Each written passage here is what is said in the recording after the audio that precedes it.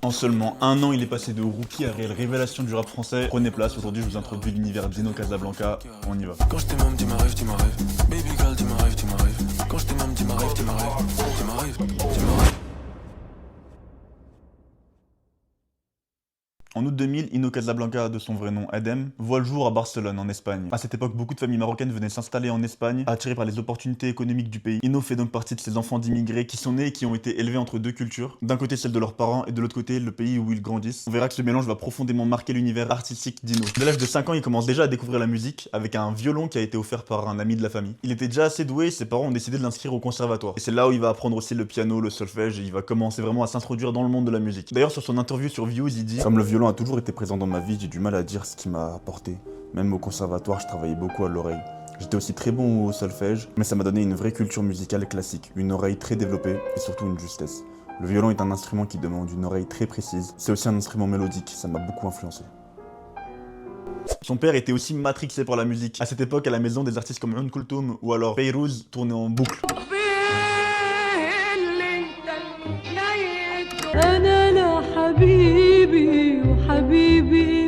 À ce moment-là, quand il allait à l'école, il assumait pas écouter tout ça, mais ça restait dans un coin de sa tête. Dès son plus jeune âge, son cerveau il était matrixé par plusieurs styles musicaux, comme pas mal d'enfants de la diaspora d'ailleurs. C'est pour ça que c'est assez facile de s'identifier à lui. D'ailleurs, ces deux artistes sont considérés vraiment comme des divas à ce moment-là. C'est vraiment des icônes du monde arabe. Ils influencent pas mal d'artistes actuels et ont influencé pas mal de générations. Et je pense que ça va continuer aussi dans le futur. En 2008, l'Espagne est frappée par une énorme crise économique. Pas mal de commerces ferment, dont celui de son père. Son père qui d'ailleurs de base est diplômé en biologie au Maroc, mais tu connais, faire reconnaître son papier dans les pays en Europe c'est compliqué. Du coup, il a travaillé comme boucher et comme chauffeur polo. Face à cette situation, il décide de partir de l'Espagne pour venir en France, dans le sud-ouest, et s'installer à Montauban. RPZ d'ailleurs, les mecs de Montauban. Je sais pas si vous êtes 4. Vers l'âge de 13-14 ans, il commence déjà à produire ses premières prods, en regardant des tutos sur FL Studio.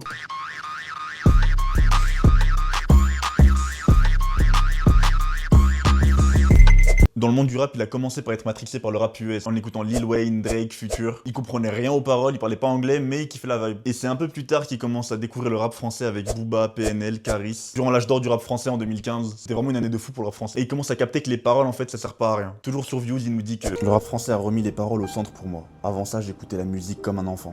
J'écoutais beaucoup de musique anglophone, où je comprenais pas tout. Le rap français a amené une dimension personnelle, intime, raconter sa vie, ses émotions, ce qu'on aime ou non. C'est une autre sensibilité. Pour reparler de son père, il a pas transmis que la musique à Adem, il lui a aussi transmis la biologie. Il capte très vite que les études c'est pas fait pour lui et que lui ce qu'il veut c'est être un artiste. Il va continuer à trahir de la musique jusqu'à arriver en 2022 où il adopte officiellement son nom d'Ino Casablanca. D'ailleurs il se fait appeler aussi un homme ennemi et Ino White House, je sais pas pourquoi. D'ailleurs, Ino, si tu vois ça, explique-nous pourquoi, s'il te plaît. Il explique que son nom, il a pas de signification particulière, il est juste beau. C'est vrai que c'est beau, Ino Casablanca, je suis d'accord. Et en 2022, il sort son premier projet, son premier EP, Denma. Il cherche, il expérimente des trucs. On ressent bien ses influences sur le rap français, par exemple dans le son Apocalypse. Dis-moi, est-ce qu'il sait qu'il sera jamais assez? Tu pleures, tu mouilles. Tu pleures, tu mouilles. C'est clairement inspiré de PNL, un peu le cloud rap. Dans Bad 2, je sais pas vous, mais moi je ressens un peu le Niska quand il voulait faire le lover un peu dans ses sons. J'ai mis 3 chemises dans la valise. Je suis chaud pour qu'on parte en Jamaïque. Ton mec ne peut pas me rivaliser. D'ailleurs, dans tous ses projets, on a l'impression qu'Ino c'est plus quelqu'un qui fait de la musique pour bouger, mais il ne délaisse pas les paroles. En vrai, il a des paroles et un rap engagé. En 2022, d'ailleurs, quand c'était pas encore à la mode d'être engagé, regardez ce qu'il nous dit. J'emmerde capitalisme et je veux être richissime. Y'a que au foot où je suis à droite. D'ailleurs, dans le même son, il dit ça. Tant de mal pour un projet qui fera aucun stream. Frérot, continue à charbonner, dans pas longtemps ça va payer. Parce que là, 3 années passent, et après ça sera l'explosion. Pendant une interview avec Mehdi Maizi sur La Régulière, il explique que entre 2022 et 2025, il a vécu des choses pas faciles, il développe pas sur le sujet, mais en tout cas c'était pas une période cool pour lui. Et lui il fait pas partie de ces rappeurs qui quand ils ont le cœur brisé, quand ils sont au goumin, quand ils vivent des trucs durs, ils sont trop forts, du genre ce mec là. Lui son prime c'est quand il est bien dans sa tête, bien dans sa peau. Durant cette période, il tombe sur un live du chroniqueur Sal, qui écoute les sons de ses viewers, qui donne son avis un peu sur leurs sons. Il décide de lui envoyer 2 sons, le chroniqueur kiffe, ils commencent à discuter ensemble, il va même aller jusqu'à le produire. Ino Casablanca signe officiellement chez LCS Records, donc le label du chroniqueur Sal, et ensemble ils vont préparer l'élément qui va vraiment lancer sa carrière. En octobre 2024, c'est là où on va vraiment entendre parler d'Ino. Comment dans un planète trap de bébé Jacques. Je sais pas comment il atterrit là d'ailleurs, mais Cool. Cet extrait-là a vraiment bien tourné et il nous a pondu une masterclass avec un extrait du son Parapluie. Fuck, clic, paris sportif, jamais je tombe dans ça. J'ai un passé simple et impératif. Sur moi, elle danse ça. I want you. Où il nous tease déjà qu'il veut être une superstar. Fuck, faire de la musique de niche. Moi, je vais être une superstar. Ah bon, ah bon, ah bon, ah bon. Quelques mois plus tard, le 17 janvier 2025, il sort l'EP qui va vraiment lancer sa carrière, Tamara.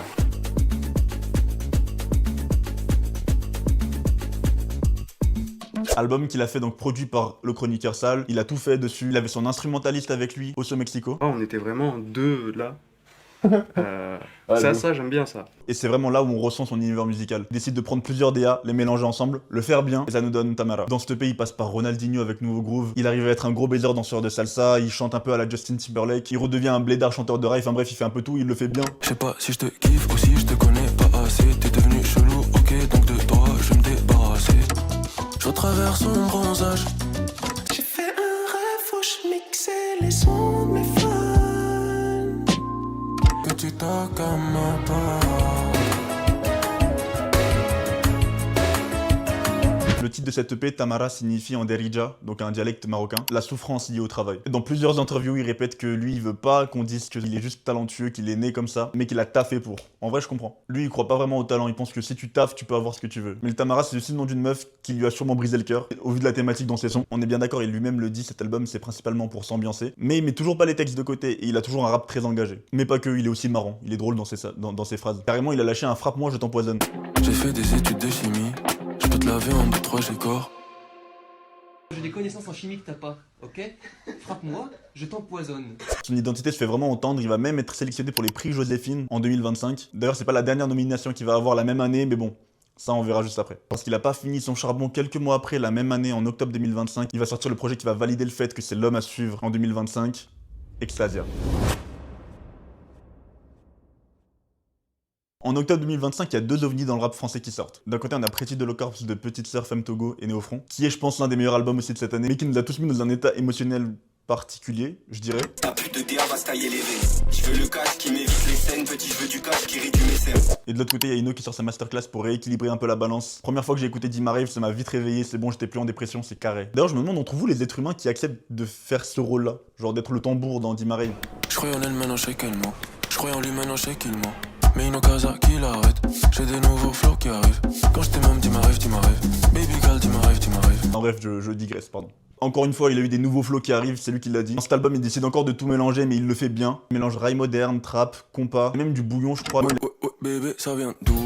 Ouais, bébé, ça dit quoi? J'arrive, je suis en bas de chez toi. Vraiment, il a sorti son Sharingan, il allait s'inspirer un peu à droite à gauche. Là où sur Denma et Tamara, il montrait un aperçu de sa polyvalence, là vraiment tout paraît plus maîtrisé. Et chaque morceau trouve vraiment bien sa place dans le projet. Regardez cette pochette digne des meilleurs chanteurs de rail. Ça me fait penser d'ailleurs à Raina Rai de Zina, cet album, cette pochette. Cette esthétique qui peut vite être kitsch, mais là je trouve que c'est aussi bien fait, donc franchement bien joué. Pour lui, son son préféré c'est Kitley. Moi aussi d'ailleurs, vous aussi bientôt. Qui au premier abord est juste un son pour vibrer avec le compas à la fin, vraiment c'est incroyable.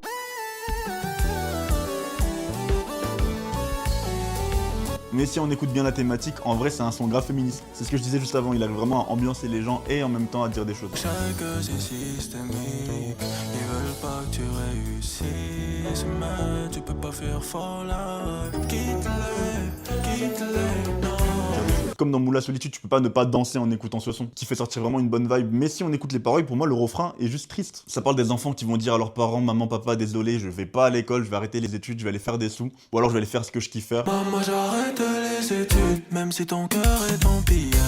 Je pars faire des écus pour me sentir moins qu'hier. Comme j'ai dit juste avant, lui il déteste le fait qu'on dise que c'est uniquement grâce au talent inné qu'il a réussi à en arriver là, mais avec le taf qu'il a produit derrière. D'ailleurs ça il va le dire dans Dimarive d'une manière assez marrante. Je me sens comme à démo à l'époque du monde psycho, ouais. L'interview Jacques Brel avec la moustache qui transpire, oh ouais. Il a vraiment SO Jacques Brel avec sa moustache qui transpire. Je trouve que c'est une dinguerie. Mais c'est fort. Au moins on sait c'est laquelle d'interview. En gros dans cette interview Jacques Brel il dit que le talent n'existe pas et que ce qui compte c'est le travail, l'obsession et la répétition. Je suis convaincu d'une chose, le talent ça n'existe pas. Le talent, c'est avoir l'envie de faire quelque chose. N'hésitez pas à dire dans les commentaires si vous êtes d'accord avec ça, si vous avez d'autres mentalités sur le sujet. Mais en tout cas, c'est la philosophie que Ino va défendre. Mais oui, je disais que ce mec est aussi marrant. Regardez ce qu'il dit, c'est vraiment un gamin. Regardez ce qu'il nous dit. Le cœur parle nous embarquer, mais ce bouffon il est à vélo. Crary, il va nous emmener au poste sur le guidon. Ça chien. C'est vrai que les policiers à vélo, c'est un peu marrant. Désolé, hein, force à vous, mais c'est un peu drôle. Regardez comment il est aléatoire quand il chante ses marques sur sa story Insta. Enfin bref, il est marrant ce mec. Après, Je suis dans le quartier, lunettes quartier. Chanel.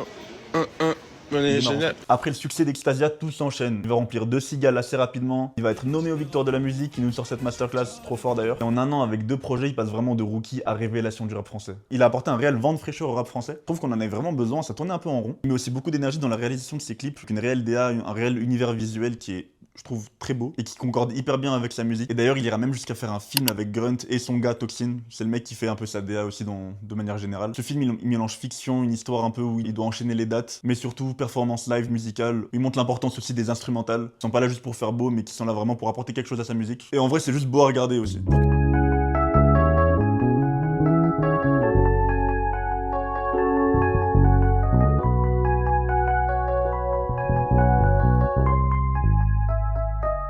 Aussi. Pour conclure, la musique d'Ino Casablanca, elle résonne vraiment bien avec la Gen Z. Une génération qui a grandi avec plusieurs cultures, qui a eu accès à vraiment plein de choses avec quelques clics, qui a pu entendre des sonorités du monde entier vraiment facilement. Ino, il a eu la capacité de mélanger tous ces genres, et ça fait de lui vraiment un artiste représentatif de notre génération. On pourrait presque le comparer à Théodora sur sa façon de faire par rapport à ça. Et en plus de ça, comme je l'ai dit plusieurs fois dans la vidéo, il représente vraiment bien tous les enfants de la diaspora, les enfants d'immigrés, qui sont nés avec plusieurs cultures, qui arrivent pas trop à dealer avec tout ça. Lui, il est dans la même situation, et ça nous permet d'avoir quelqu'un avec qui s'identifier, et de comprendre qu'on n'est pas seul dans ce genre de situation. Et ça nous permet aussi de se décomplexer par rapport à ça, parce que lui, dans sa musique, il assume toutes les facettes de cette identité, sans avoir à en choisir vraiment une, et ça permet de les sublimer au final. En tout cas, on va continuer à être connecté sur Ino Casablanca, voir ce qu'il va nous faire par la suite. Là, il est en tournée des festivals, j'ai pu aller le voir, d'ailleurs j'ai eu la chance de le voir au Paléo Festival à Nyon. Ambiance de fou, le public est vraiment là, ça fait longtemps que j'ai pas vu un public aussi engagé.